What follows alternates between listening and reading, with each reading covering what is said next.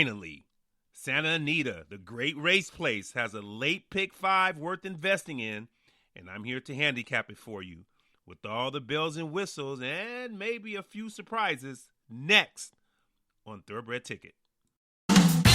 Welcome to Thoroughbred Ticket. We're playing the exotics like trifectas, superfectas. The pick 3, 4, 5, and 6 will become that much easier. Rushing to handicap multiple races? Well, your host will save you a bundle of time. And now here he is, the self-proclaimed expert handicapper, Mr. Kenneth Moultrie.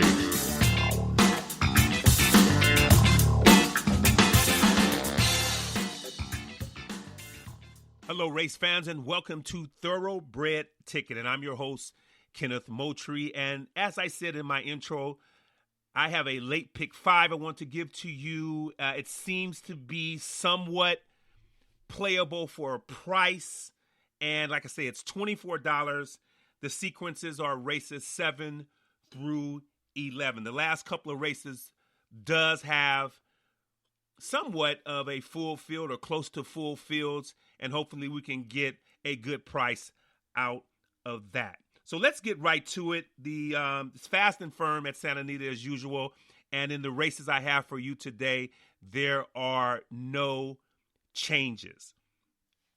So let's start with race 7. It's 6 furlongs, straight maiden affair, $61,000 purse. 6 furlongs, 7 are scheduled to run. Bob Baffert has 2 horses in this race. I like the number 1 horse, Money Mike. This 3-year-old colt by Into Mischief has good gate works at Santa Anita. I'm the type of handicapper I like to see works on the track that they are racing on. Not only does Money Mike have good Santa Anita works, not only are some of them gate works, but he has a real key 1 minute 12 and 2 work handling, not out of the gate, but it is a 6 furlong work. And I don't think there's any horse in the field with a 6 furlong race. So to me, especially out of the 2 Baffert horses I'll get to, I like that horse much better. Also want to throw in there April 3rd, a 4 furlong bullet work of 46 and 3 here at Santa Anita, which was the best of 67 others who worked that particular day. Into Mischief, the hottest sire going today. It's 15% debut winners. Like I say, Bob Baffert is 30% on the first start. The rail is the only hindrance, obviously. However, the gate works and those sharp works at 6 furlong and 4 furlongs, I don't expect this horse to get intimidated or the colt intimidated down on the rail. The number 2 horse, Flightline, I do not like. This is a John Sattler trained horse by Tappan. I'm going to say something that's kind of strange here. Not really, it may not have to do with anything, but I just kind of look at this horse and his coat and being by Tappan, and the horse is a bay horse. And to me, Tappan horses carry on gray horse, tend to be more gray and look like Tappan. So I'm not saying this horse can't be good. It's a first time starter. This colt, I'm just reserved that this particular colt doesn't have any 6 furlong race works, has a lot of 5 furlong gate works and handling works. So I'm not sure that this colt will fire first time out.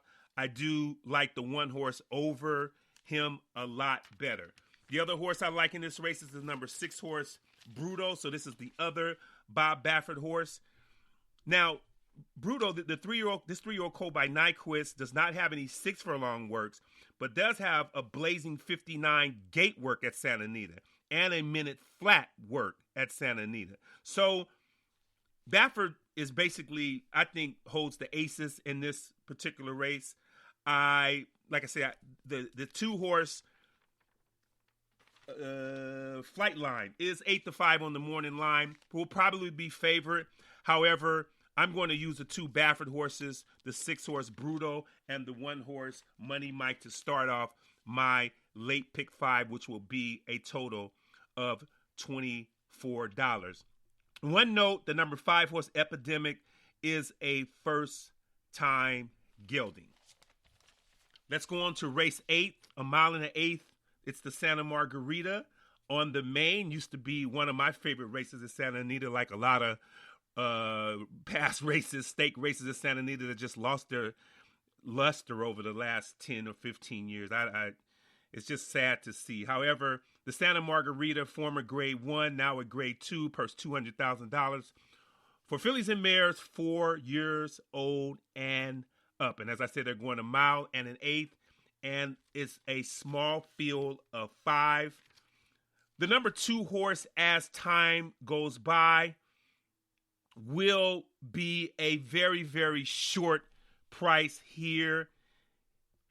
This filly, she was 9-5 over the horse I like, I'll get to in a minute, Harvest Moon, in the Beholder Mile here at Santa Anita. And Mike Smith kind of waited a little too late with this filly by American Pharoah. I think Mike, made a couple of mistakes on this, like I said, at the last race. It's a mile and an eighth today. Form readers are going to look and see that she has a little bit more ground to run at today.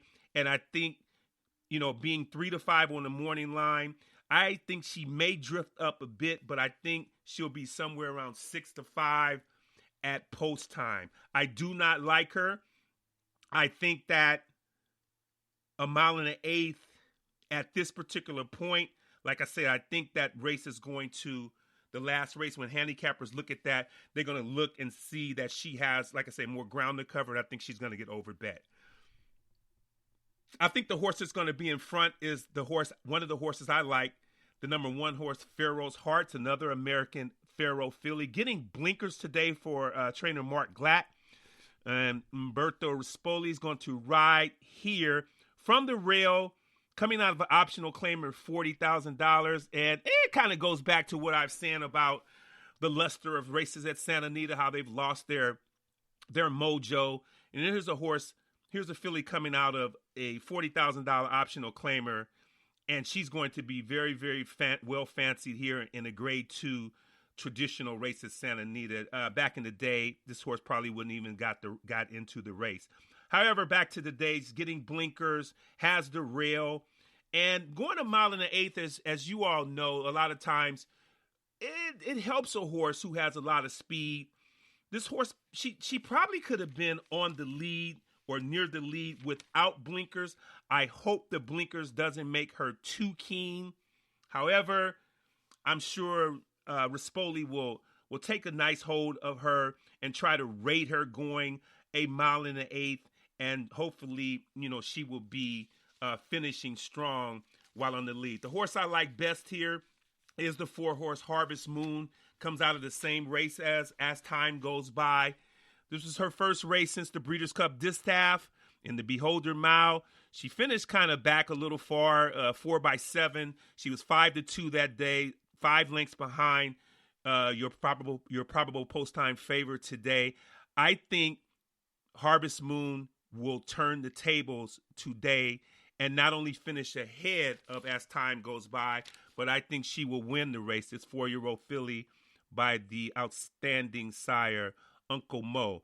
Just breezed or worked a 5 furlong in a minute and 2, and also a minute and 1 since that Beholder Mile. I think trainer Simon Callahan has this filly on track, and I think she will track the number 1 horse, Pharaoh's Heart. And I think As Time Goes By, we'll have chance to run those 2 down. But in my opinion, I think they will be too far ahead. And so the 2 horses who I like, and I'm going to use in the late pick 5, the 1 horse, Pharaoh's Heart, and the 4 horse, Harvest Moon. Race 9 is a mile and an eighth on turf. 8 are scheduled to run. I'd like 2 in here. I want to start with the 3 horse, Unbreakable, for trainer Mike Pipey, who's having a very, very good meet at 22% right now.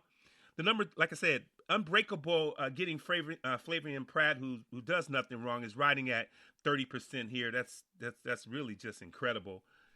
I look at the number 3 horse, Unbreakable, and the other horse I like in this race, the number 4 horse, Let's Go Now, who come out of the same mile and an eighth race, which is a distance of this particular race today, and they finished 1-3. Only Unbreakable only finished 3/4 of a length back. They were well bet. One was 3-1, one was 4-1. So I think the distance is going to play a part in this particular race. I don't expect either to be favored. I think the favorite is going to be the number 7 horse, Good Things Come in Pink, who I do not like. So coming out of this mile in the 8th race, I don't see any other fillies or mares in this race who have even raced at that particular distance. So I actually think that's going to bode well for the number 3 horse and the 4 horse. Let's Go Now. Let's Go Now had Tyler Bays on her last time, goes to Tiago Pereira today. I'm not sure if Tyler's on suspension or out of town or injured. I'm not privy to that particular information, but Tyler is off today and Tiago's on. I'm not really worried about that. This mare by Tiz Now is going to have the lead, and at a mile and an 1/8, it's going to be hard to run her down. I'm quite sure the pace will be slowed down, and if there is any other fillies or mares in this race who will try to go with Let's Go Now, I'm quite sure Tiago will be sensible enough to kind of hold her back and rate her a little as the race goes on. So in closing, or recapping, it's the number 3 horse Unbreakable and the 4 horse Let's Go Now in race 9 at Santa Anita. Race number 10 at 7 furlongs on dirt. 9 are scheduled. I like 2 here.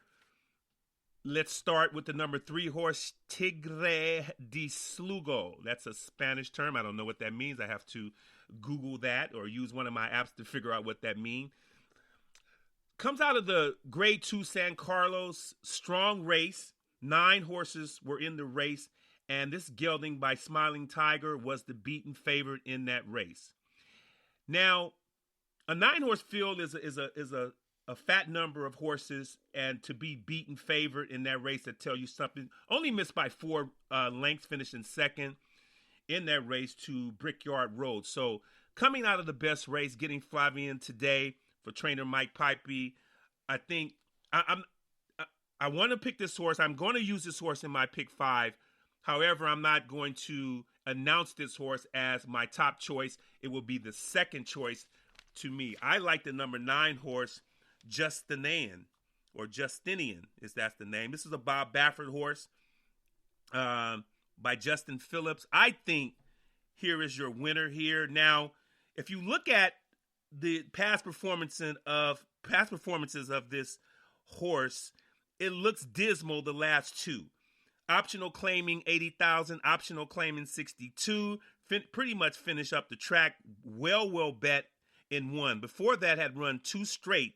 1 even here at Santa Anita, got an 84 buyer. The thing I like best about this horse coming back, hasn't been seen since June last year, is those works. That 59 flat from the gate, best of 18 that day on March 31st stands out. And even better, 58-1 from the gate on April 9th, second out of 41 who worked that day and at that distance. And then kind of like a subpar maintenance work, which makes, the 101, the 58 and the 59 makes the 101 looks very slow, although it's still considered a good work.